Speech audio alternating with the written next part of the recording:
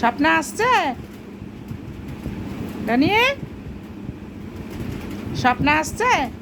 কই স্বপ্না কই? কই স্বপ্না কই? এ বাবা, স্বপ্না কই? ই বাবা, এ স্বপ্না লুকিয়ে আছিস? এ ড্যানি খুঁজছে। কোথায় দেখো তো, স্বপ্না কই? ওই ঘরে আছে? আছে স্বপ্না? পেয়েছো? না পাওনি?